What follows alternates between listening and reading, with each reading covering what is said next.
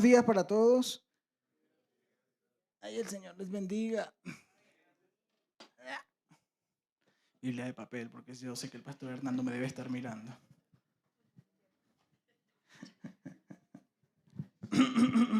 Bueno, Señor, te damos muchas gracias en esta mañana. Por favor, llénanos de ti cada vez más. Ayúdanos a ser conscientes de tu presencia, de tu gloria, de tu amor, de ti, Señor. Ayúdanos a ser a ser capaces de poder ver tu espíritu, Señor, cómo actúa en medio nuestro y alrededor nuestro. Te amamos, Señor, te entregamos no solamente esta mañana, sino todos nuestros días. Te damos gracias, Señor, en el nombre de Jesús. Amén. Bueno, para saltar cosas de por encima, para quien no sepa, mi esposa está embarazada. Van a estar mirando desde ahí, van a decir, "¡Ah! ¿Cuántas empanadas se comió?" No, no, nada de eso. ¿Sí? Así que no sabemos todavía si es niño o niña, pero si nos estás mirando desde el futuro, te amamos. Sí, porque el internet es eterno. Bueno. Sí, dame un segundito, que por acá tengo. Bueno. Hicimos unas diapositivas muy bonitas, así que esperamos que en producción se pueda ver. Siento que voy a hacer feedback, pero no estoy seguro. Aquí adentro. No se preocupe, todo, estamos en vivo, estamos en vivo. Todo esto es parte del estar en vivo. ¿Listo? En algún momento van a llegar esas diapositivas bien bonitas que hicimos con tanto esfuerzo y cariño, por las cuales nos acostamos ayer hasta las medianoche.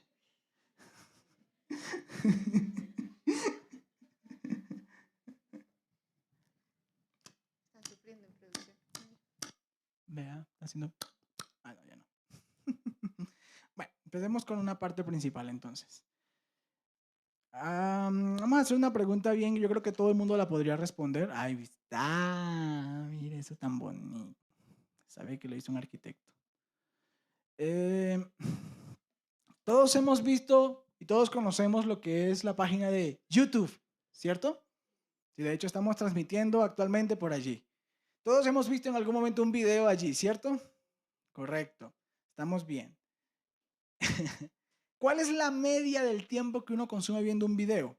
Por ponerle un ejemplo, alguien que me diga, son tantos minutos por media. Uy, no, eso es muy corto. No, los videos en promedio tienen de 10 a 17 minutos. En YouTube. En YouTube, ¿sí? En YouTube. Tienen un promedio de 10 a 17 minutos. Y pasa algo con la vida en general, que es que no entendemos cuánto realmente es ese tiempo. Porque mientras estamos siendo estimulados con el video, se nos pasa el tiempo así volando, ¿sí? Entonces vamos a hacer un pequeño ejercicio barra... Sigo haciendo feedback. Creo que es este. Mira. Ah, sí, es Hola, ese. hola. Vamos a hacer un pequeño ejercicio barra experimento social. Vamos a tomar la media de un video, 10 minutos, ¿sí? Y vamos a estar en silencio 10 minutos. Tiene unas reglas. No se puede poner de pie, a menos que vaya al baño. Puede cerrar, abrir los ojos.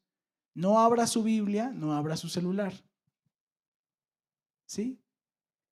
Y ahí vamos a ver qué tanto son esos 10 minutos. ¿Le parece? Entonces, ¿cómo? No tratemos de estar lo más quieto posible. Solo no se puede mover de su puesto a menos que sea una urgencia de baño. Y vamos a ver cuántos son 10 minutos. ¿Le parece? Aquí voy a poner el cronómetro. Entonces empezamos ya.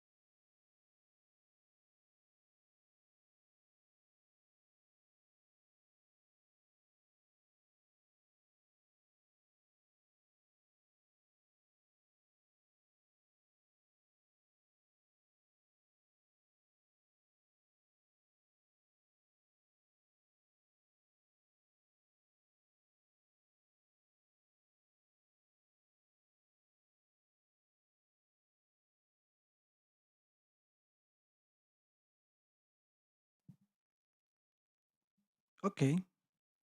¿Cuánto creen que pasó? 5 minutos, exactamente. ¿Cómo se sintió ese tiempo? ¿Se sintió largo, corto? Se sintió largo, ¿cierto?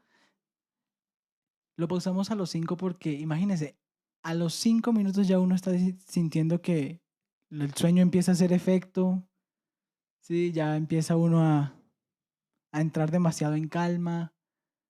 Si ese es el tiempo que transcurrió en 5 minutos, imagínense en 17, que es la media cuando ando un video. Pasa harto tiempo, ¿sí? Entonces, ¿por qué percibimos que fue más ahorita, que fueron solo 5, que menos cuando vemos un video de 17, 20 minutos? Por el estímulo. Acá no estamos siendo estimulados con nada. No hay ninguna luces brillantes que nos estén llegando a la retina. ¿Qué nos hace percibir de esto? El afán. Muchas veces, cuando tenemos mucho afán de algo, el tiempo, aunque sea corto, se nos hace largo. Porque necesitamos el estímulo. Estamos acostumbrados a los estímulos. Y mientras no haya estímulo,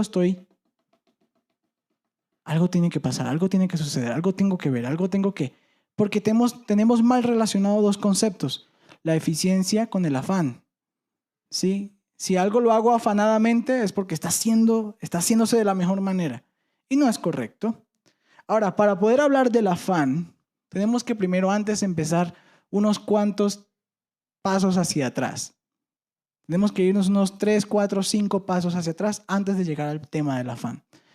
Y por eso vamos a iniciar hablando de Isaías 61. Si tiene su Biblia de papel, Pastor Hernando, si tiene su Biblia de papel, por favor vaya a Isaías 61. Si no, está en disciplina por... No, mentiras. Si no, pues busquen su teléfono Isaías 61. ¿Sí? El versículo 1 dice así: el Espíritu del Señor Dios está sobre mí, porque me ha ungido el Señor para traer buenas nuevas a los afligidos. Entonces, clic por favor. Entonces nos damos cuenta de algo.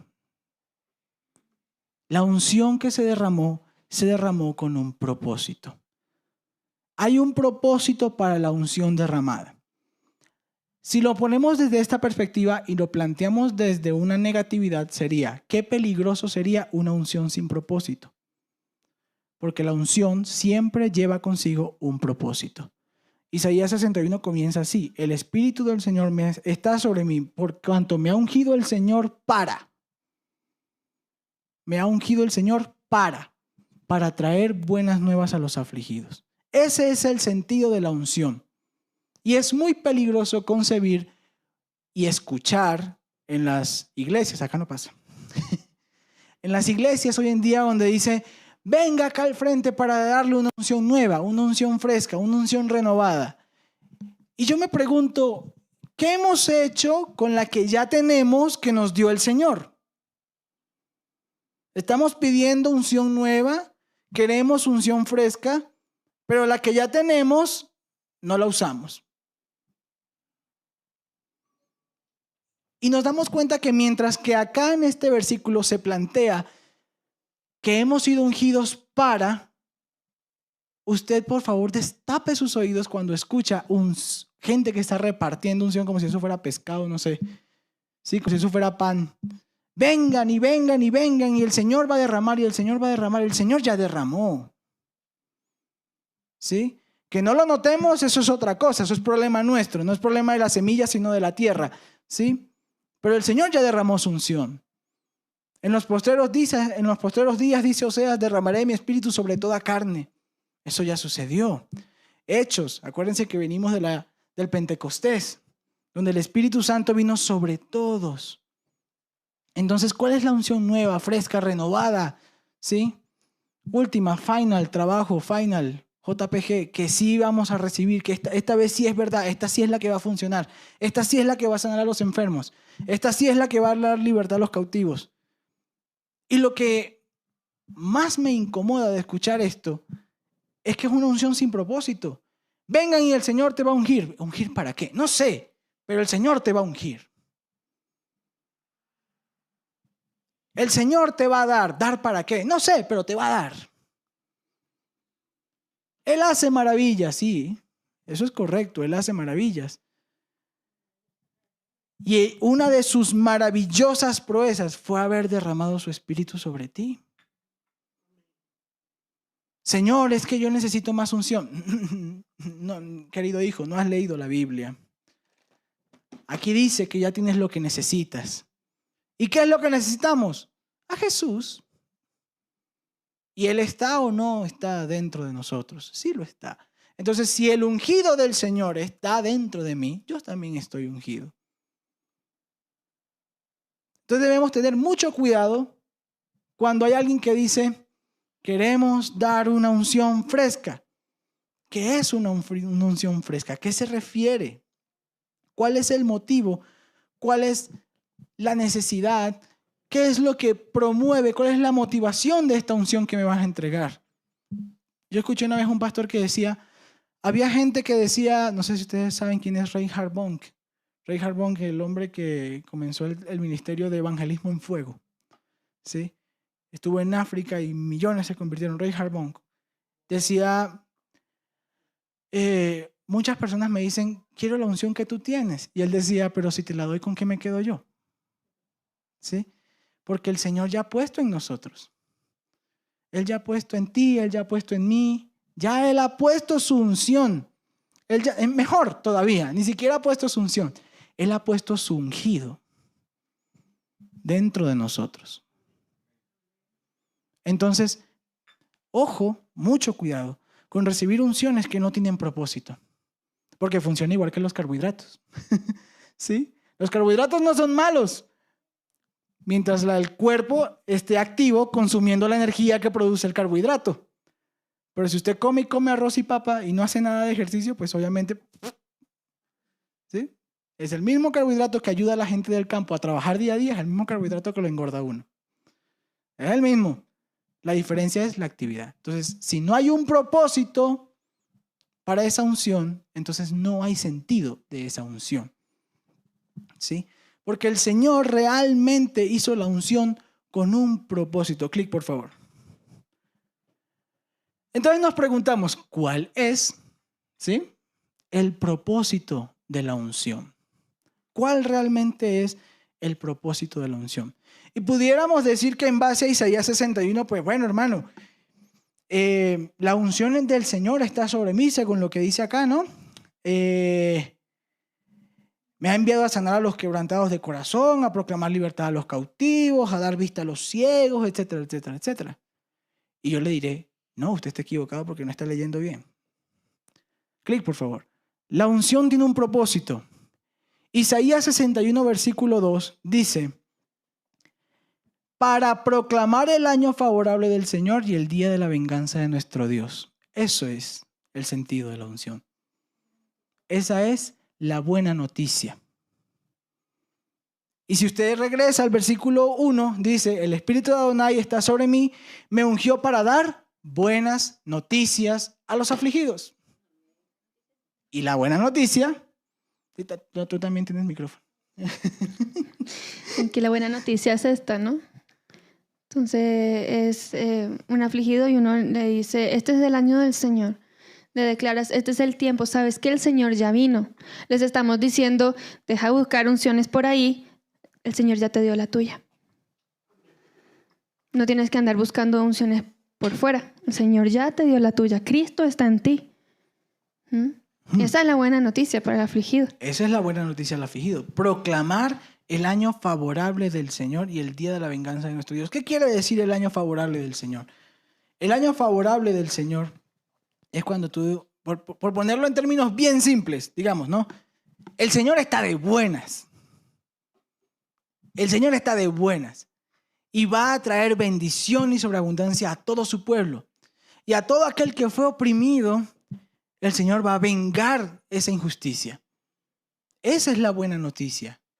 ¿Cuándo se cumple esa buena noticia? Cuando Cristo vino. Cuando el Señor nació. Cuando el Señor murió. Cuando el Señor resucitó. Ahí, ese es el evangelio. Esas son las buenas nuevas. Las buenas noticias. Clic, por favor. Entonces, ¿a quién está proyectada las buenas noticias? Las buenas noticias, según el versículo 1, dice, para traer buenas nuevas, clic por favor, a los afligidos. A los afligidos. Entonces hay un concepto bien interesante. Y es que no podemos saltarnos el hecho de que nos estamos dando cuenta por lo que hemos ido leyendo hasta ahora, ¿sí? Que la unción amerita un propósito. Y no cualquier propósito. La unción está diseñada para que yo proclame, para que proclame las buenas nuevas, o sea, el evangelio, y para que se lo proclame a aquel que está afligido. Ahora, ¿quién es el afligido? Ya busco no moverme tanto. ¿Quién es el afligido? Clic, por favor. Vemos en el versículo, en el capítulo 61, versículo 1, en la parte B, dice: me ha enviado a sanar a los quebrantados de corazón, a proclamar libertad a los cautivos y recuperación de la vista a los ciegos. Hermano, pero usted me dijo que la unción... No. Pero un momento. El sentido de la unción es proclamar. ¿Sí? Ahora, el versículo sigue diciendo: me ha enviado para. Una cosa es la unción y otra cosa es a lo que el Señor te envió. Son dos cosas diferentes. De ahí que en Pentecostés desciende en forma de lenguas de fuego, porque es para proclamar. Es como si la unción viniera a darnos el verbo, que es Cristo según Juan 1:1, y eso lo que hace es que a nuestras palabras les da una autoridad, ¿sí? Recuerden que cuando baja el Espíritu Santo y desciende el don de las lenguas, era para que cada persona pudiera entender el evangelio en su propio idioma, porque había mucha gente que hablaba varios idiomas ahí en ese lugar. Entonces, ¿cuál es la función de la unción? La unción es para empoderarte, para que cuando tú vayas a hablar el evangelio, la gente sí o sí te entienda. Porque es una palabra con poder que activa el Cristo que el Señor ya puso en todos nosotros. ¿Sí? Que hagan de cuenta que al proclamarle al afligido que Cristo está ahí, que es el año del Señor, es como si lo resucitaran, como si la resurrección de Cristo se activara en esa persona. Eso ocurre cuando uno le predica a Cristo a las personas. Por eso es que empodera la proclamación, la palabra. Entonces, el Señor ha puesto a su ungido dentro de ti. Amén. Listo, todos lo sabemos. Listo. Y ahora, hermano, ¿qué tengo que hacer con el Cristo que hay en mí? Bueno, a eso te ha enviado. Ese es el propósito. Me ha enviado a sanar a los quebrantados de corazón, a proclamar libertad a los cautivos y recuperación de vista a los ciegos. Entonces, ¿quién es el afligido? El afligido es aquel que tiene un corazón quebrantado, que está cautivo y que no ve. Por ende, ¿no? Porque se dice la buena noticia a los afligidos y después dice que hay que sanar a los quebrantados de corazón, proclamar libertad a los cautivos y recuperación de vista a los ciegos. Por ende, el afligido es el quebrantado de corazón, el que está cautivo y el que no ve. ¿Sí? Entonces nos damos cuenta que el Señor ha proyectado que nosotros seamos sus manitas útiles. Por eso se ha puesto Él dentro de nosotros, en Cristo. Para que lo que te empodera ya lo tengas, que es Cristo ungido. Ahora ve. Entonces sí ve que hay un problema con lo que por cultura general cristiana, así con dos grandes, ¿sí? Se entiende por la unción. Porque seguimos diciendo, y aún al día de hoy, y no es que, ay, el hermano va a hablar sobre las canciones, sí, voy a hablar de las canciones, no por eso las vamos a dejar de cantar, pero pues sea más consciente de lo que escuchamos, seamos más conscientes de lo que escuchamos, ¿no? Es la canción, por ejemplo, llena hoy mi lámpara, Señor, con aceite de tu espíritu, para poder proclamarte y testigo de ser de Jesús. ¿Es una canción bonita? Sí, sí es una canción bonita. Pero el Señor ya te ungió, entonces ¿qué unción estás pidiendo? Más bien quedas en evidencia que aunque estás ungido, no has ido a proclamar. ¿Sí? Y así hay muchas cosas que en la cultura general del creyente pasamos por alto. ¿Será que estamos ciegos? ¿Que no vemos esas cosas? ¿Será que nosotros también estamos cautivos? ¿O tenemos un corazón quebrantado? Porque no estamos viendo esas cosas. Le doy un ejemplo. ¿Cómo hablamos nosotros con el Señor? ¿Sí? Orando, exacto. Y las oraciones comúnmente del creyente deberían ser equiparadas a como hablar, en este caso yo, como hablar con mi esposa. Debería ser eso, porque en la Biblia queda muy bien plasmado que la esposa del Señor es la iglesia. Entonces, es como hablar con mi esposa. Ven y le pongo un ejemplo de cómo hablamos con el Señor. Esposa, háblame, por favor. Yo estoy atento a escucharte. Yo quiero oír tu voz. Yo quiero que me enseñes, imagínese esto, quiero que me enseñes a amarte. Chao, o sea, no. Terminamos. ¿Sí ve lo grave? Imagínese que yo le diga a mi esposa, bueno, vayamos un paso atrás. Usted, señorita, usted, señorito, con su pareja novio, con su amigo estelar con propósito, con esa cosa. Imagínese que llegue y le dice, yo te amo tanto, y que la persona le responda, pero yo quiero aprender a amarte. No, apague y vámonos, sí, o sea, dime que no me quieres y es más dime ya que no me quieres y punto. Pero somos capaces de decirle eso al Señor. Y somos de hacernos la difícil, porque le decimos, enamórame más de ti. Perro. ¿Y tú quién te crees que eres? ¿Sí? O sea, y nos hacemos la difícil. Y lo decimos como con deseo, no, yo quiero enamorarme más de ti. Y el Señor se queda como, ¿y entonces? Pues dale, ¿sí? Pues ámame. Y así hay canciones, y así hay canciones, y así hay canciones como para repartir y llevar. Y no lo vemos. Ahora, ¿las vamos a dejar de cantar? ¿Quién sabe? ¿Quién sabe? Tal vez en algún futuro distante. Pero lo que voy es esto. ¿Por qué esas canciones quedan tan plasmadas en la mente? Porque son bonitas, exacto, porque son bonitas. Pero ¿realmente plasman lo que el Señor amerita de su iglesia? No.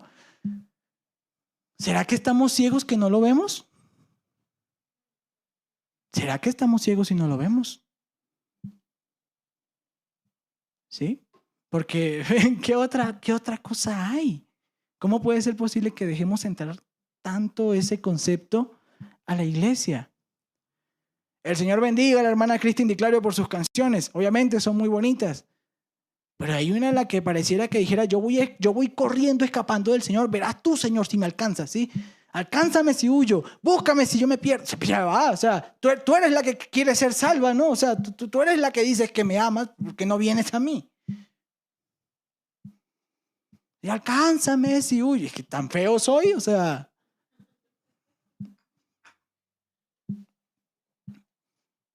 Enséñame a amarte y a vivir conforme a tu justicia y tu verdad. Dios mío, santo Dios. No ha hecho el Señor sino solo tener misericordia de nosotros, porque es grave, o sea, seamos sinceros, es grave.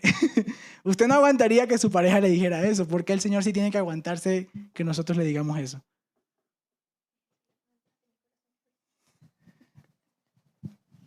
Entonces, debemos ser conscientes. ¿Será que tal vez somos nosotros también los afligidos?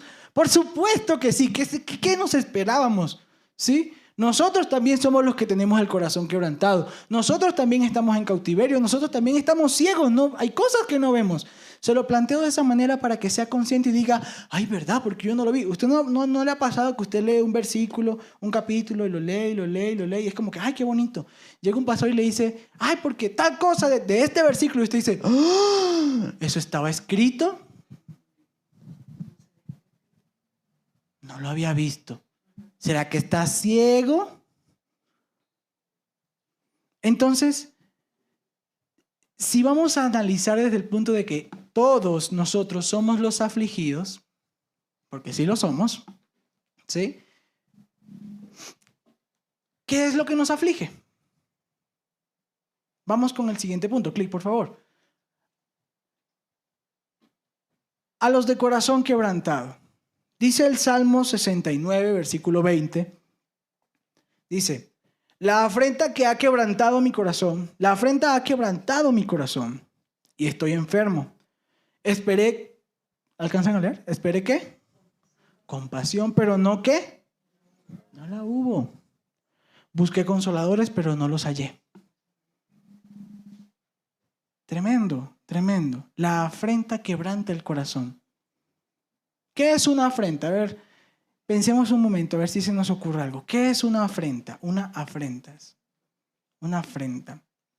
Según la definición que dice nuestro excelente amigo Google, dice que la afrenta es una deshonra, una vergüenza. ¿Sí? Hacer pasar una vergüenza a alguien. Y seguramente ninguno de nosotros ha pasado vergüenza, ¿cierto? Sobre todo cuando somos niños. Que los papás a veces usan la afrenta para corregir. O sea, pongámoslo en palabras más simples. Utilizan la vergüenza para corregir. Y aunque el niño no lo pueda expresar, no pueda decir, no me hables así o esto me avergonzaste delante de mi familia, de tus amigos, no lo pueden decir porque hasta ahora se está madurando todo esto en ellos. Entonces es posible que ustedes no vean ninguna actitud del niño de que, ay, lo estoy avergonzando, pero eso está ahí. Entonces lo que nos toca hacer es recordar nuestra niñez y ver esas cosas que nos dolían, que nuestros padres hacían para no irlas a repetir y conectarnos emocionalmente con el niño. Suena muy psicológico, pero trata de conectarse con su niño interno, ¿sí? Y poder comprender mejor, porque el hecho de que el niño no manifieste los síntomas de que ha sido quebrantado todavía, no significa que no esté quebrantado. Más adelante eso sale a los 12 años, a los 14, entonces viene la mamá a quejarse, es que mi hijo es muy grosero, es que mi hijo es muy rebelde. Momento, ¿cómo le has estado hablando tú? Te vas a dar cuenta que él te está hablando como tú le hablabas. Te vas a dar cuenta que va a empezar el jovencito a que si tú lo corriges en público, te va a contestar en público. ¿Y sabes qué? Te lo buscaste. ¿Sabes qué? Le estás enseñando eso. ¿Sí? Entonces hay que tener cuidado con eso. Y el Señor lo pone muy sencillo. El Señor dice una cosa base, es no le hagas a los demás lo que no te gusta que te hagan. ¿Sí? Entonces búscate una manera de corregir a los niños, ¿sí? Como te hubiera gustado a ti que te hubieran corregido. Pero por el afán, por el agobio, por la aflicción, terminamos fracturando, quebrantando el corazón de los niños. Entonces llega el muchacho a los 12 años, es cuando ya pueden empezar a verbalizar su realidad interna y ahí es donde sale todo lo que se sembró antes. Y sale la gran mentira que usted y yo conocemos. Los 13 años son la edad de la... ¿Los 3 años? Los 13. Los 13 son la edad de la... Rebeldía, algunos dicen. Pubertad también. ¿Sabe cuál es el tema? Es la edad del criterio propio. Esa es la edad. No hay rebeldía en el joven. Ahí es, yo quiero saber si lo que mis papás me dijeron es cierto. Y si mi papá dice sí, tal vez, ¿qué pasará si yo digo no? ¿Explotará el mundo? Y como ya soy grande, entonces ya puedo avergonzar porque los grandes me humillaban, entonces ahora yo también puedo. Claro. ¿Sí? Y muchas veces uno ve ejercicios de los padres que ya parecen es una venganza por lo que les pasó de chiquitos. ¿Sí? Ya, pues, como ahora yo soy el papá, yo soy el que regaña, ahora yo sí puedo hacer esto. Y no. Y si yo me lo aguanté, usted también. Sí, Entonces, antes de nada. antes de nada que no lo doy con el palo. ¿Sí? Y el abuelo de él dirá, antes de nada que no lo amenacé con un arma. Y el abuelo de él dirá, antes que nada que no lo maté. ¿Sí me explico? Hay una cadena de violencia que poco a poco se va reduciendo, pero no quiere decir que sea menos grave. ¿Sí? Entonces, la afrenta quebranta. ¿Qué es la afrenta? Recapitulamos. Vergüenza, deshonor, deshonra, todo eso es la afrenta. Y claro, esos niños crecen como unos adultos funcionales buenísimos. Porque por eso la sociedad está tan excelentemente utópica. ¿De dónde viene todo eso? Es un conjunto de personas que fueron avergonzadas. ¿Cómo creen que van a...? Si crecieron, como dice la diapositiva anterior, me la colocas un momento, por favor. O sea, anticlick. Gracias. Dice, habíamos leído, ¿no? Me ha enviado a sanar a los quebrantados de corazón, libertad a los cautivos y vista a los ciegos. Entonces, esto es un proceso progresivo.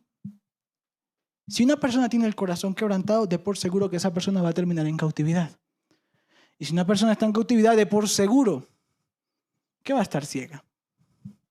Si no, pues ¿por qué seguimos cantando las canciones que seguimos cantando? Somos cristianos. Se supone que tenemos la palabra profética, ¿sí?, más segura. Dicen los pastores más viejitos, ¿no? La palabra profética más segura es la Biblia. Pero hay que leerla, hermano. Y es cierto, hay que leerla. Pero de nada nos vale leerla si estamos con el corazón quebrantado y somos cautivos. Igual no vamos a ver nada de lo que esté ahí escrito. Por más que ahí diga, tata, tita, tita, yo no voy a entender ni papita. Porque estoy ciego. Clic, por favor. Entonces la afrenta nos dimos cuenta que quebranta el corazón. El avergonzar a alguien, así como te avergonzaron, ¿sí? Deberíamos tomar en cuenta como, no sé, empatía. ¿Sí? Así como te avergonzaron, tú vas a estar avergonzando a alguien. Y así como tú te sientes, esa persona se va a sentir. ¿Qué optamos por hacer nosotros cuando viene la afrenta en nuestra vida? Pues simplemente nos escondemos, lidiamos con eso nosotros solos y aprendemos a vivir con esa herida en nuestro corazón, que seguramente nos va a hacer un adulto funcional. Entonces, claro, uno llega y dice, hermano, recuerde que si usted le grita a su hijo, tarde o temprano, su hijo va a estar a su mismo tamaño, ¿no? Acuérdese. Y lo va a regañar a usted. Y cuando sea más arriba, pues, quién sabe lo que pase. Entonces, la pregunta que usualmente sigue es, clic, por favor. No, esa no es clic. Entonces, hermano, entonces, ¿cómo debo regañar?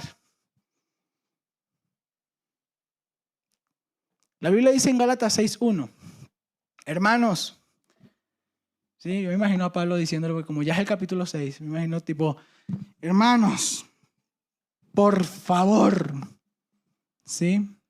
Aun cuando una persona sea sorprendida en alguna falta, vosotros, los espirituales, Pablo está diciendo, ustedes son los mejores, muchachos, síganlo haciendo, ¿sí? Ustedes que son los espirituales.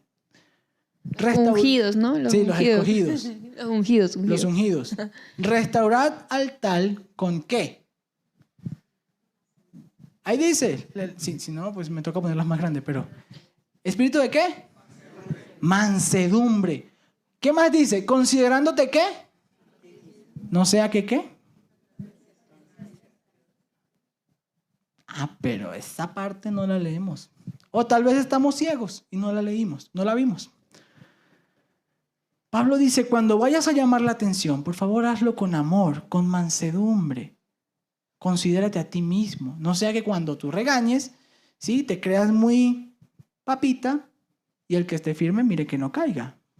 ¿Sí? Porque estable y firme es solo uno. Es el Señor. Eclesiastés dice, no hay quien haga el bien. No hay injusto que haga en su vida el bien y nunca peque. Y si lo dice Eclesiastés, escrito por uno de los hombres más sabios del mundo, pues ¿qué queda para inteligencia promedio? ¿Sí? Entonces, considerándote a ti mismo, no seas que tú también seas tentado. Porque recuerda una cosa, porque tú puedes estar regañando. Usted tal cosa, no cumple lo que dijo Pablo. Imagino los hermanos en Galicia. No cumplen lo que Pablo dijo y por eso hay que circuncidarse, ¿sí? Y hay que esto y hay que aquello y bla, bla, bla, bla. Y luego van y meten la pata a ellos. ¿Sabe qué? Esa persona jamás, es muy poco probable que vaya al mismo sitio donde regañó a pedir perdón. Porque va a tener el miedo constante de que lo van a regañar igual a como él regañó. De que lo maltraten igual como él maltrató. Entonces, si la medida de la justicia... Mira, el Señor... Si usted lee la Biblia de tapa a tapa, va a entender qué es la justicia, pero no por definición. La va a entender por acción. La Biblia no especifica 2 puntos, la justicia. Es la acción de... No. Pero sí vas a ver la definición puesta en acción. Por poner un ejemplo, El Señor que te dice, mira, yo te voy a perdonar los pecados, pero seamos justos, ¿sí? Yo te perdono a ti como tú perdonas a los demás. ¿Te parece? Y así la medida de cada uno es cada uno. Eso dice en el Padre Nuestro, dicho por el Señor mismo. Perdona nuestras deudas, así como nosotros perdonamos a los que nos deben. O sea, perdona nuestras ofensas, nuestros pecados, nuestras metidas de pata, Señor, perdónanoslas. Y el Señor, ¿qué dice? Yo te las perdono, pero así como tú perdonas a quienes pecan contra ti, a quienes fallan contra ti y a quienes meten la pata contra ti. De ahí que una persona que no ha podido perdonar es una persona que no ha reconocido sus deudas propias. Es una persona que en el fondo se siente mejor que la persona que le falló. ¿Sí? Y es una persona a la cual Dios va a juzgar con las exigencias que Él puso. Para que toda relación funcione, debe haber un equilibrio entre lo que yo exijo y lo que doy. Yo no puedo esperar a estar recibiendo cosas que yo no estoy dispuesta a dar. Y eso me va a regular la forma en cómo demando. Con mi esposo, pues obviamente esa relación es súper intensa, ¿no? Entre los esposos. Pero muchas veces se ve esposas exigiendo un montón de cosas y cuando vas a ponerle, bueno, tú quieres todas estas cosas y tú qué das. Mi amor y compañía. Y la esposa no es la que puede decir que está dando. Al que hay que preguntarles al esposo. Yo no puedo decir que yo soy buena esposa, eso le toca a él contestar. Igual yo no puedo decir que soy buen esposo, le toca a ella contestar. Yo no puedo decir que soy buena hija, toca que vayan y le pregunten a mis papás, ni buena hermana. Nosotros no podemos decir que somos buenos padres, le toca al que todavía no ha nacido decir. ¿Sí me explico? Nosotros no podemos dar testimonio de nosotros mismos. Porque es que a mis ojos yo puedo ser perfecto, rubio, de ojos azules. Pero no. ¿Sí? Como quien dice, pues es incómodo cargar el micrófono. ¿Y por qué, hermano? ¿Por qué no usa el micrófono de acá? Porque es que pues eso tiene una cinta que es color piel acá, que se pone para que el micrófono se acerque. Sí, esa cinta es color piel, pero no color de mi piel. Por eso no la uso. Entonces nos pasa que llegamos agotados y yo veo la loza sucia, ¿no? Y él llegó antes que yo. Y él no ha lavado la loza. Entonces es una situación que detona muchas emociones, no sé por qué. Tenemos una obsesión con, no sé, si la casa no está de cierta manera, como que nos sentimos mal. Y eso es algo cultural muy de acá. No sé. Y nos da como, no sé, angustia, ansiedad, algo malo está pasando porque la loza está sucia, no sé. La cosa es que algo que a mí me paró fue pensar, vea, yo no la quiero lavar. ¿Con qué cara le voy a pedir a él que la lave? ¿Que por qué no la ha lavado? Y eso es lo que sentimos muchas veces de hijos. O sea, me están poniendo a hacer, mi mamá me está poniendo a hacer todo lo que ella no quiere hacer. Y enseñamos el fastidio por hacer esas cosas. Como que un niño llega y empieza a observar y dice, uno tiene que lavar la loza con frustración. ¿Sí? Y aprende uno a que lavar la loza o hacer aseo y esas cosas es frustrante. ¿Sí? Y de ahí que como que empiezan a surgir muchas discusiones, muchas peleas y bueno, aquí mucho cuadro de violencia. O sea, la mamá abre la garganta, todo lo que le da y empieza a cantaletear porque se siente mal de que la casa esté desordenada y ella está cansada y tampoco quiere limpiar y eso se armó una bola de nieve que nada tiene que ver. Ahora, el punto de vista, para seguir, por ejemplo, con la analogía, con el ejemplo que planteó Shalom. Ella llega y la loza está sucia, ¿sí? Y yo llegué antes. El concepto del cuadro que ella está viendo es ese. Él llegó antes y no lavó la loza, ¿sí? El concepto que ella no ve es yo llegué antes, barrí, limpié la arenera del gato. Hay otras cosas que yo hago que ella no vio. Ahora, ella me va a juzgar por lo que ella ve, ¿sí? Tiene dos opciones. O me juzga por lo que ella ve o hace lo que realmente hace. Que después yo no quiero lavar la loza, tú tampoco quieres, pues sentémonos a ver videos de TikTok juntos. ¿Sí? Y ya más adelante alguno de los dos tendrá ánimo para hacerlo. ¿Sabe por qué? Porque del plato de comida que se lava, come ella y como yo. Entonces no es porque yo no debo lavar la loza porque yo soy el hombre de la casa. No. Yo no lavo la loza porque llegué cansado, porque a mí me gritan todos los días en el trabajo. ¿Sí? Es un trabajo de estrés, de alto nivel de estrés. ¿Sí? Trabajamos con pues sí, financiamientos y avales. Y hay que hacer muchos estudios comerciales y muchos estudios de crédito. Entonces, claro, hay mucho estrés. Yo llego cansado a la casa. Y lo que digo es, voy a descansar. No dije, no voy a lavar la loza. Dije, voy a descansar por ahí 1 o 2 horitas. Y así pasa. Uno descansa y luego se para y uno dice, ¿quién tiene más ánimo de lavar la loza? A veces que ella me dice yo. Y yo, bueno. Hay veces que me dicen, no, yo no. Y yo le digo, bueno. Y la lavo yo. Porque es que no es tú contra mí. Somos los dos contra la loza. ¿Sí? Decimos loza, pero ponga la cosa que le duela, ¿sí? Ponga ahí lo que le fastidia. Yo que sé, hasta, no sé, que mis hijos lleguen tarde, no sé, ponga lo que le... No es el esposo contra la esposa, son los esposos contra el problema. Porque le doy la noticia, ¿no? De última hora, su esposo no es el problema, su esposa no es el problema.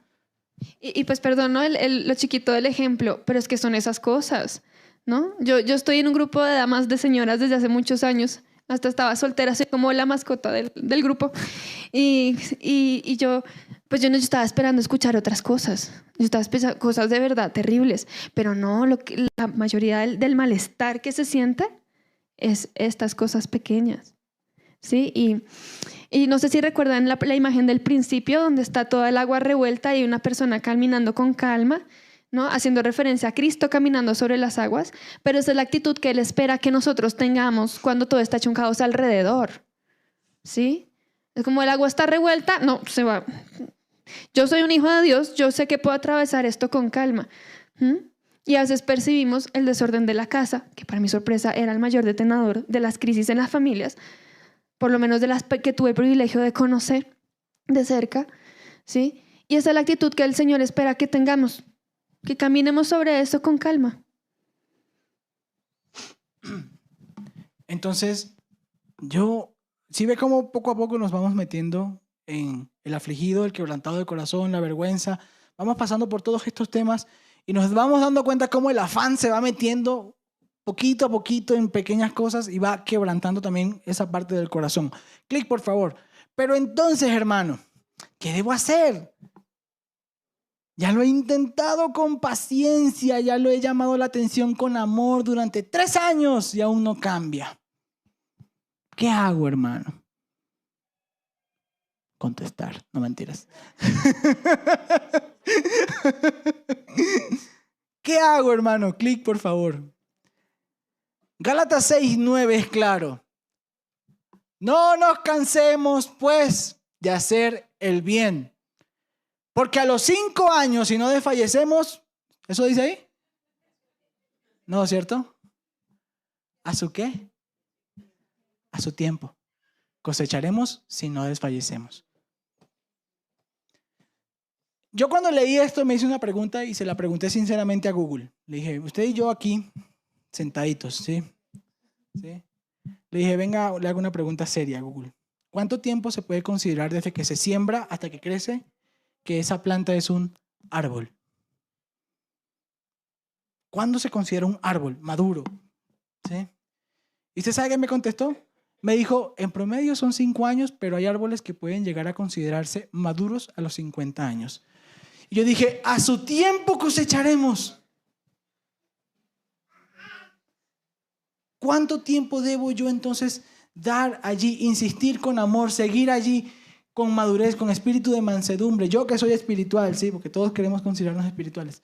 Yo que soy espiritual, ¿cuánto tiempo debo considerar yo que debo estar allí con paciencia, poco a poco, hasta que por fin la persona dé lo necesario? ¿Sabe por qué? Porque el Señor con usted hace lo mismo.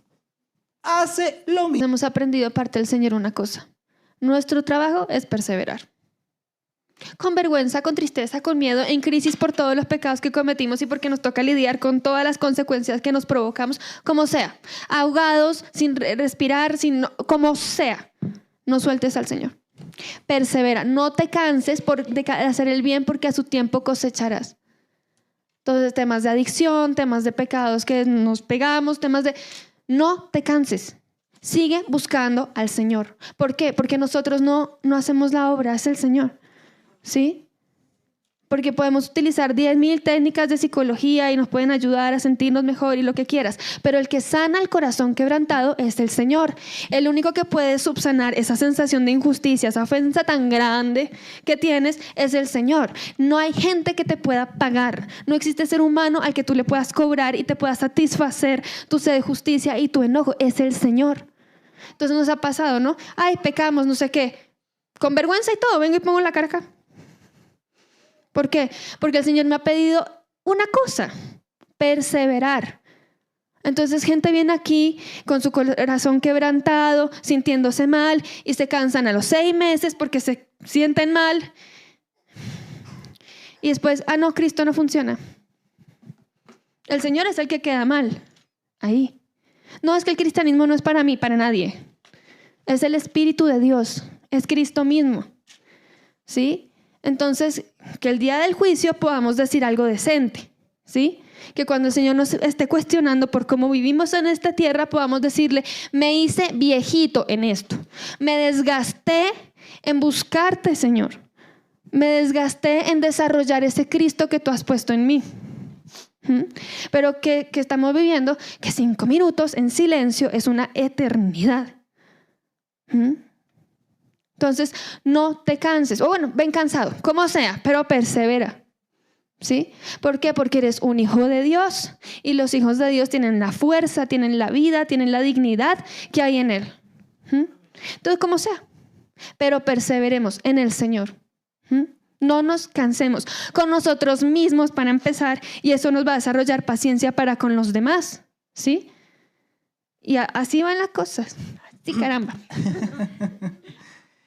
Hay un versículo que no está en la diapositiva, porque me acabo de acordar de él, ¿no? Si producción me ayuda buscando el versículo, dice Lucas 21:19.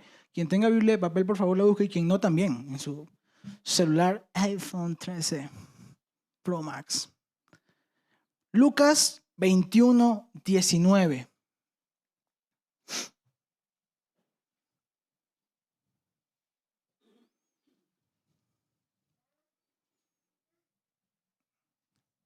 Voy a decir como las iglesias antes. Quien lo tenga, dígame.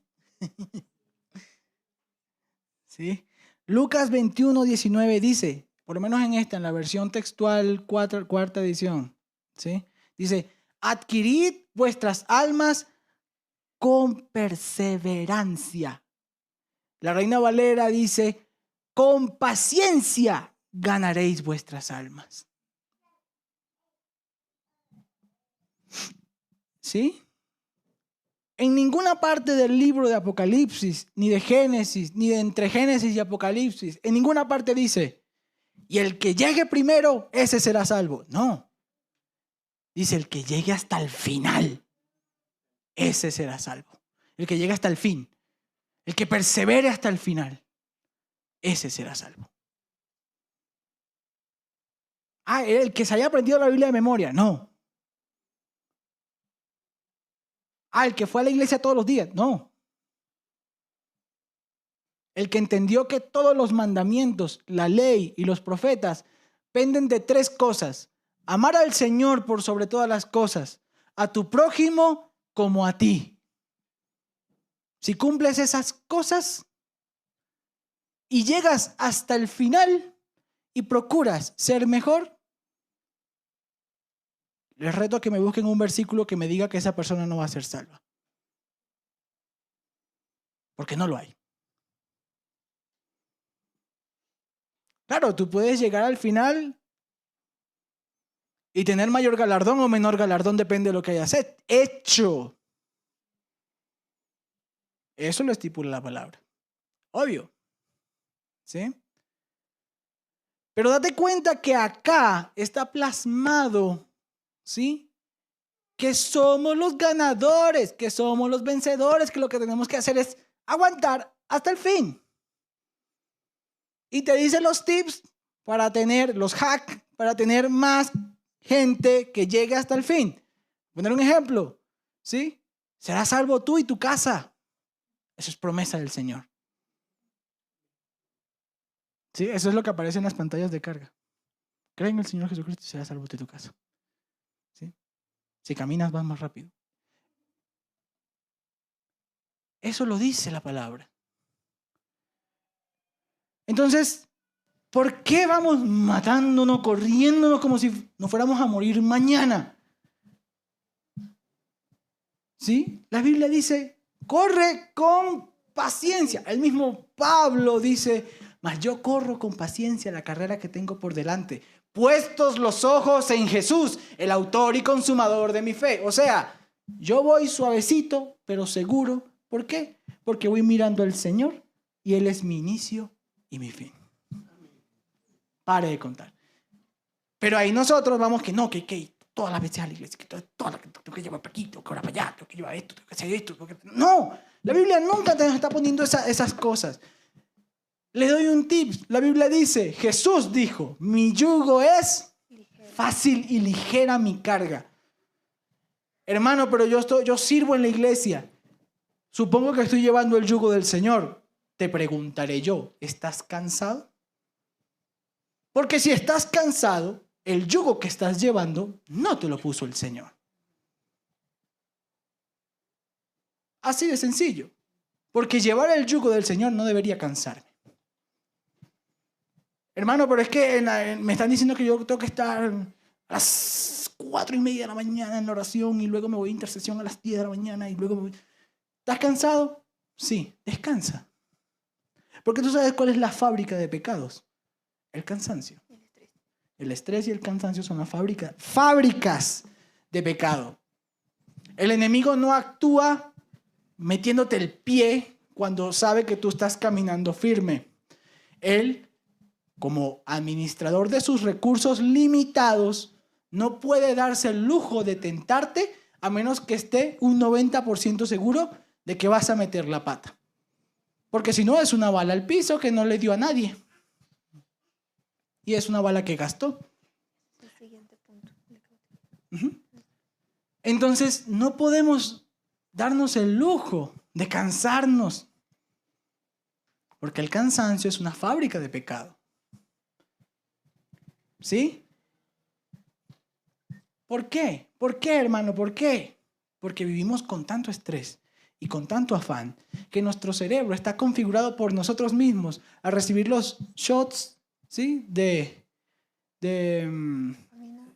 dopamina que nos da el pecado.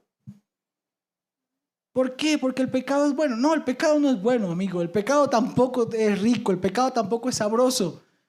Yo realmente no conozco pecadores felices. Ni en el mundo, ni acá. O sea, una persona que revienta ira y se deja llevar por la ira. Una persona que está consumiendo pecados.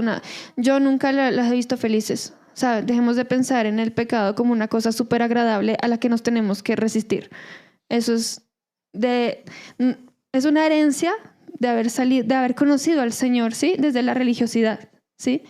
Pero yo, pues que crecí en el Señor, se nos vive diciendo que el pecado es algo súper delicioso que tú vas a anhelar, ¿sí?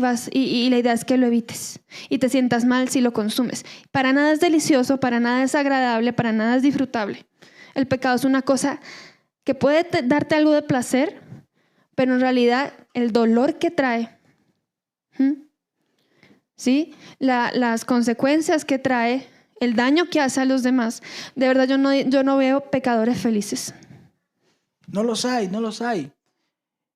Pero el cerebro quiere dopamina. ¿Y sabe por qué el cerebro quiere dopamina? Porque está harto, está hasta la madre de cortisol. ¿Y qué es el cortisol? El estrés. El cerebro está full de cortisol. ¿Y qué nos dice? Necesito relajarme porque así no me muero. Y lo necesito rápido porque es que como va la cosa, el cortisol solo va a subir y no tiene pinta de bajar. Clic, por favor. ¿A qué vamos con todo esto? A que si tenemos el corazón quebrantado, pasamos a ser cautivos. Hemos sido avergonzados, ¿sí? Se nos ha dado afrenta, nuestro corazón ha sido quebrantado, no aprendemos a lidiar muy bien con esos temas. Gracias. ¿Y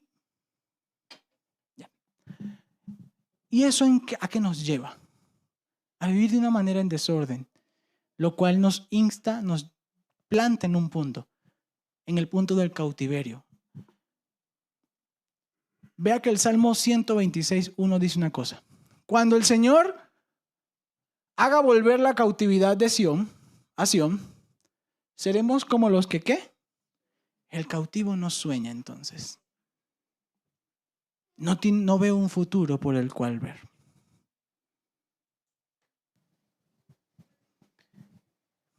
Cautividad no es lo mismo que esclavitud. Vamos a hacer esa diferencia. Cautividad es estar prisionero en manos del enemigo.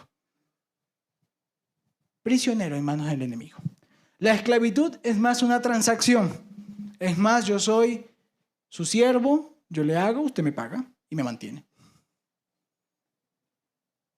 ¿Sí? Si vamos a la época antigua, es más que todo eso. Los esclavos son servidores de su amo. Y él les paga o los mantiene a ellos y a sus familias. El cautivo queda cautivo primero contra su voluntad y segundo, no puede escapar. El esclavo por lo menos tiene tal vez la oportunidad de saldar una deuda que tenga y queda libre. El cautivo no tiene deuda, fue hecho cautivo. No tiene cómo salir. No tiene cómo salir. ¿Sí? Esa es la diferencia. Entonces llegamos nosotros a ser hechos cautivos por las tinieblas, porque estamos tan avergonzados y en vez de lidiar con nuestra vergüenza, aprender a sobrellevarla, la sociedad es tan buena que nos llena de más aflicción. Porque un niño, por ejemplo, como hablábamos ahorita, hablemos de dos ejemplos, el niño y el adulto. ¿Sí? El niño que es lleno de afrenta por sus papás, que es avergonzado, hablemoslo así, es avergonzado por sus papás en aras de la corrección, ¿sí? Entonces llega un momento donde el niño piensa esto, y esta gente que se supone que es la que me ama y me cuida, yo estoy a expendio de ellos. O sea, no tengo salida, no tengo escape, soy un niño. Y la escena, ¿no? Entonces me voy, el papá, vete. Porque aunque el niño no esté voluntariamente ahí, le toca estar ahí. Depende de los padres, entonces no tiene opción. ¿Sí? Ya una vez crece es diferente. Pero veamos los condicionamientos de cautividad del adulto. Trabaja aguantándose tal vez a un jefe que no le gusta, y no porque no le guste, sino porque lo trata mal. ¿Sí? Por una compensación económica que no es una compensación por sus horas de labor, seamos claros, ninguna compensación monetaria es realmente una retribución por las horas humanas que usted está imprimiendo en el trabajo y que no está compartiendo con su familia. Seamos claros, ninguna compensación va a llegar a eso. Pero bueno, donde le pagan tal vez un poco menos para llegar a la casa, salir a comprar y que no le alcance, para después tener que pagar deudas y para que cuando por fin salió de la hipoteca y ahora sí la casa es mía, aumenten el impuesto predial y le toque pagar por su casa. Entonces, perro, tú dices, y esas son pocas de las que el adulto convive, con las que el adulto convive. Comenzando desde no tengo buena salud hasta me van a echar del trabajo. ¿Sí? Pasando por este trancón de... seguido por, me sacaron el celular en el Transmilenio.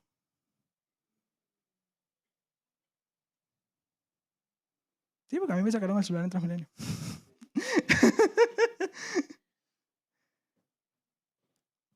Son muchas cosas que abruman.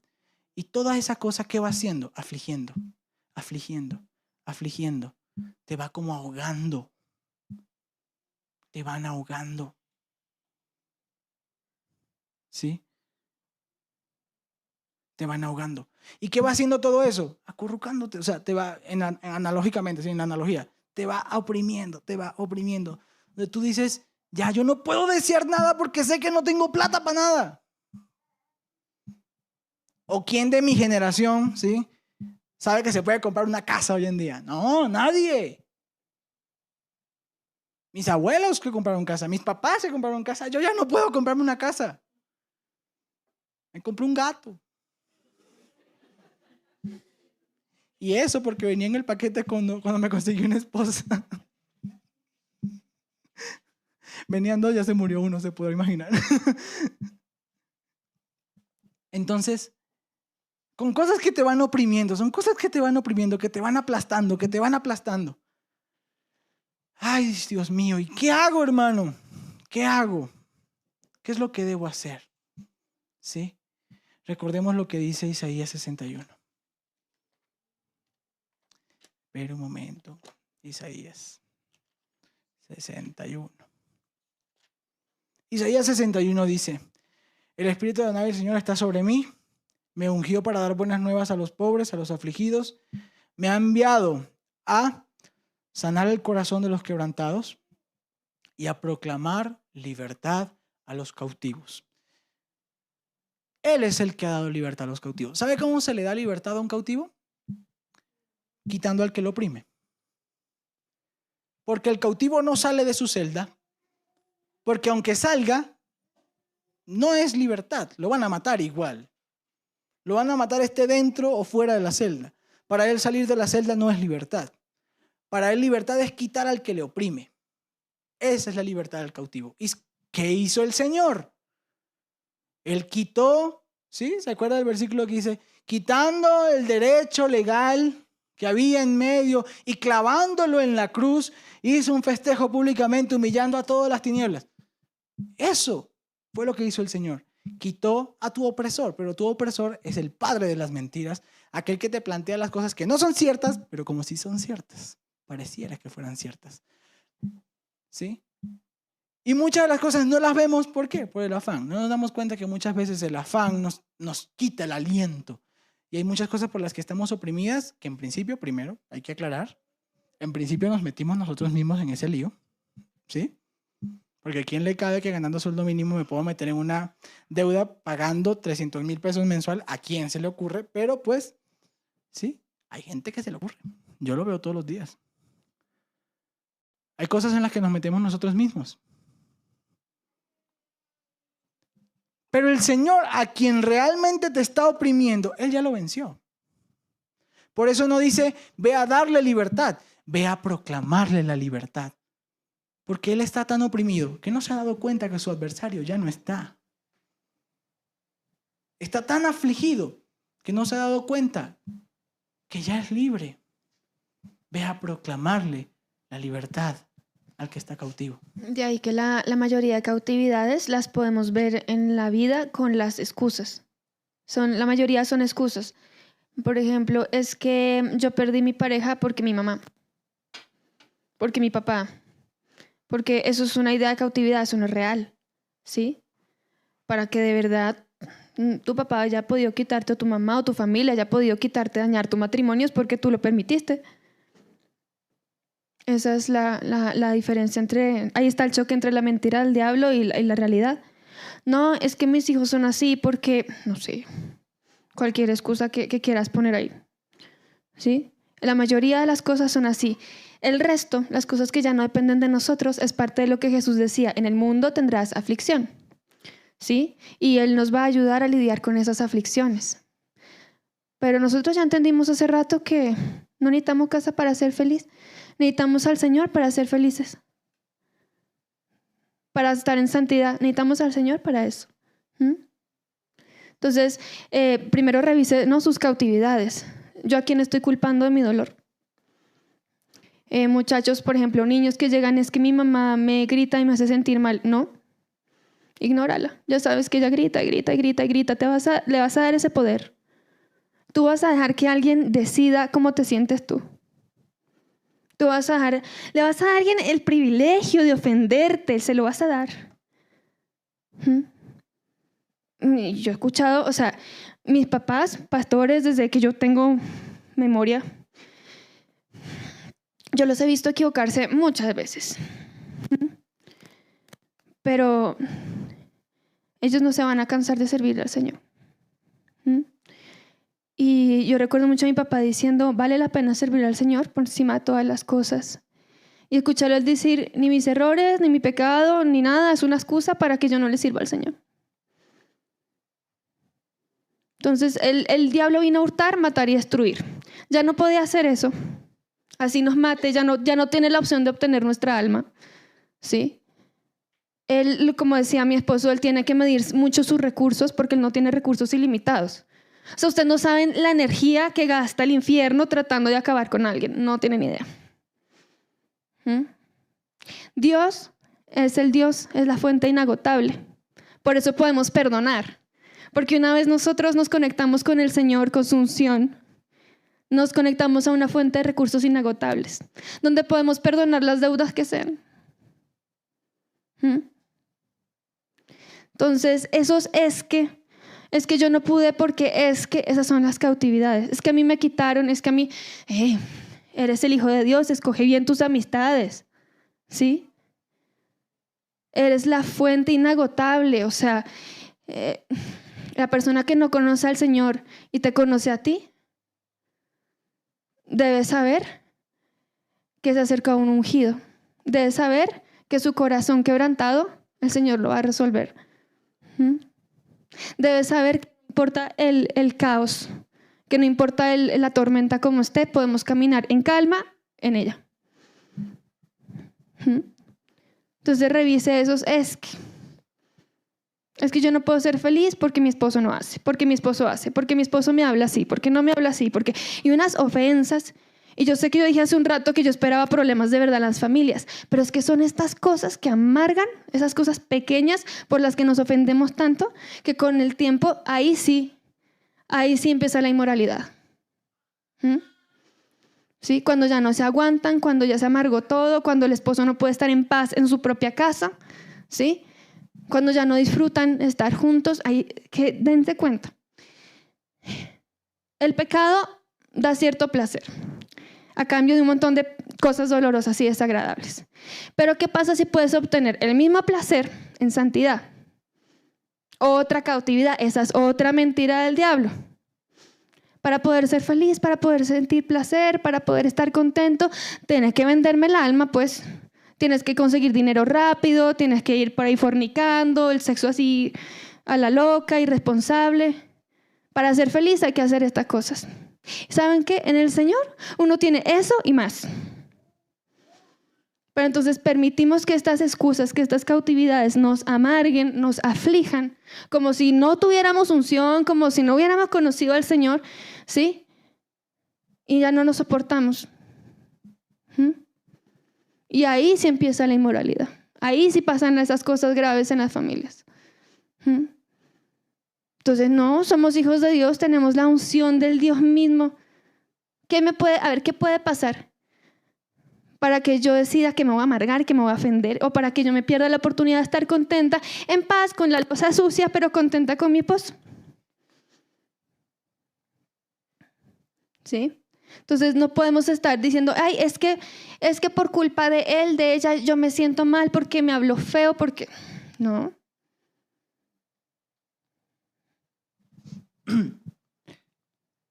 Clic, por favor. Clic, por favor. Alexa. A los ciegos son nosotros. Me hemos dado cuenta que con el corazón quebrantado somos hechos esclavos. Cautivos, perdón. Y cuando somos cautivos llegamos a este punto, ¿sí? El cautivo no se dio cuenta que el Señor ya había destruido a quien le oprimía. Así como ninguno de nosotros se había dado cuenta que se estaba haciendo la esposa difícil diciéndole al Señor, atrápame si huyo. ¿Sí? Así como ninguno de nosotros se dio cuenta de cuando la gente decía, venga por una unción fresca, 2 por 1. Así como nadie se dio cuenta. Cómo esa mentalidad se metió en la iglesia poco a poco y nadie se dio cuenta. Cuando la iglesia, lo que dice la Biblia, son baluarte de la verdad. O sea, son los que resguardan la verdad. Y nadie se dio cuenta. Estábamos ciegos. Juan 8:12 dice, de nuevo pues les habló Jesús diciendo, yo soy la luz del mundo. El que me sigue no andará en tinieblas, sino que tendrá la luz de la vida. Nosotros estamos hechos para andar en luz. Porque el que anda de noche, dice también cuando estaba con Lázaro, los que andan de noche tropiezan.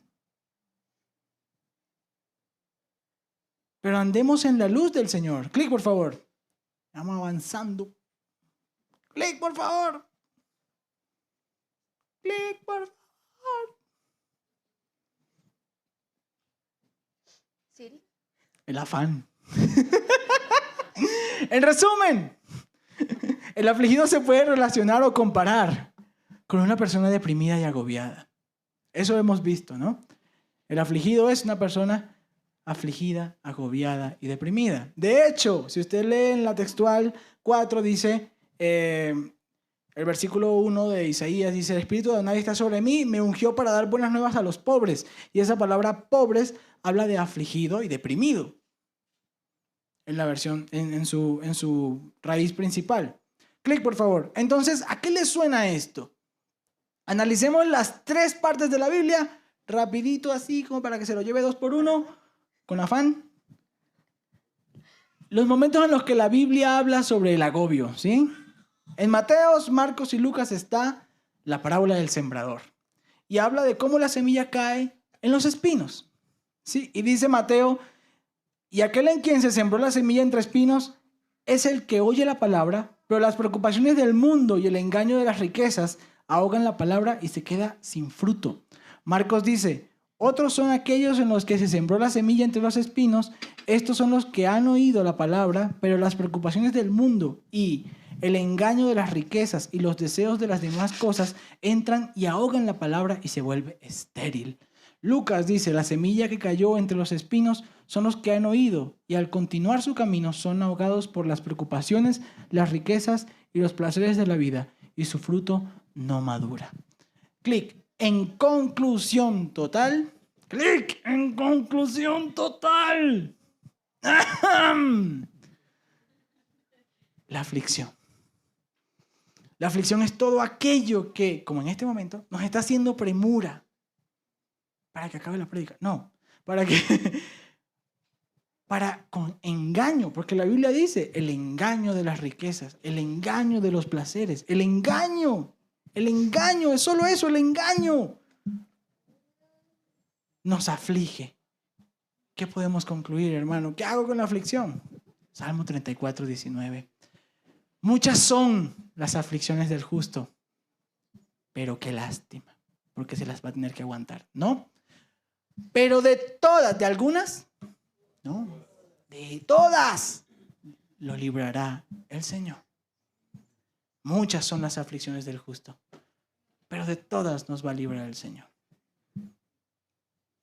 Dijera un youtuber famoso, en conclusión, vivamos la vida con calma. Corramos con paciencia la carrera que tenemos por delante, puestos los ojos en Jesús, el autor y consumador de nuestra fe. Amén. Señor, te damos gracias en esta mañana porque tú has sido bueno, justo, misericordioso, compasivo. Y has tenido mucha paciencia, Señor, para con nosotros, para con nuestra vida. Gracias, Señor, por esa fidelidad. Gracias, Señor, por esa paciencia. En esta mañana, Señor, queremos nosotros poner delante de ti nuestra vida y decir, Señor, ¿sabes qué? Queremos recordar que estamos hechos uno contigo. Porque tú eres el que está dentro de mí. Tú eres el ungido. Tú eres el ungido, Señor. Y tú estás dentro de mí. Yo estoy unido a ti. La verdad se encarnó para darme a comer de su cuerpo y de su sangre, para ser partícipe de ella. La verdad, la luz del mundo, el camino, la verdad y la vida se encarnó y me dio de su cuerpo y me dio de su sangre para yo ser considerado, hecho uno con Él. Uno contigo, Señor. Somos uno. Yo estoy en ti, tú estás en mí, Señor. Estamos ligados a ti. Somos un solo cuerpo, Señor, en ti. Y tú eres el ungido. Por lo tanto, en mí, en nosotros, está tu unción. Ayúdanos a recordarlo para poder enfrentar el día a día del mundo. Correr con paciencia lo que tengamos por delante que correr, Señor. Correr con paciencia, sabiendo que tú vas a estar allí a cada FPS, Señor, a cada segundo. A cada micro momento de nuestra vida. Porque el Señor estuvo, el Señor está y el Señor por siempre estará. Y tenemos muchas razones para confiar en ti, Señor. Muchas razones. Más razones para confiar que para desconfiar. Porque tú has sido fiel. Amén. Le invito a que pase adelante y tome del pan y del vino. Recuerde que de este lado tenemos jugo de uva para aquellos que no toman vino.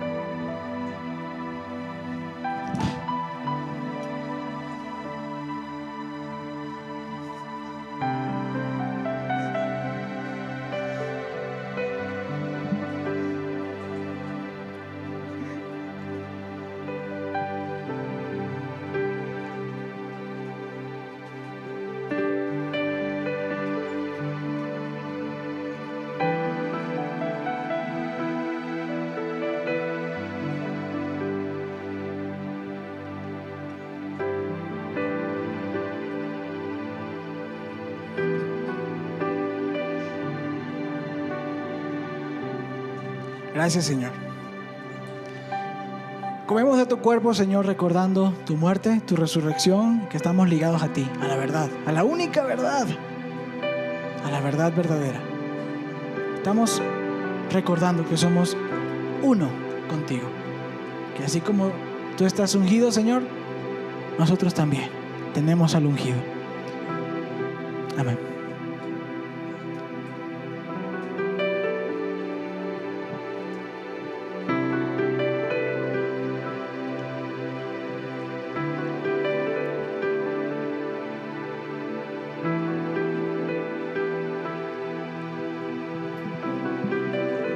Gracias, Padre. Gracias, Señor, por traernos en esta mañana. Gracias, Señor, por tu palabra expuesta. Que dé fruto, Señor. Que sea regada, trabajada, que dé fruto, Señor, en nuestro corazón y en nuestra vida. Y que dé fruto para tu gloria. Y gracias, Señor, por recordarnos una vez más que estamos ligados a ti y tú ya venciste al mundo. Y tú ya venciste a nuestro opresor. Y tú ya venciste, Señor. Danos la fuerza para poder perseverar hasta el final. Lo vamos a dar todo, Señor.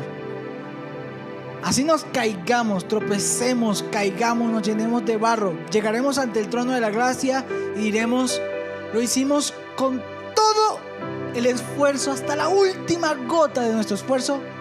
Hicimos para perseverar. Y no nos quedamos con nada. Lo dimos todo. Amén. Que el Señor les bendiga grandemente, que tenga una excelente semana. Recuerde que afuera hay tintura aromática para compartir nuestras experiencias de victoria y de derrota, y para orar los unos por los otros, para compartir en general. Somos un solo cuerpo. El Señor les bendiga. Esperamos que esta palabra haya sido de bendición para ti. Mantente conectado con nosotros en www.amoryrestauracion.co.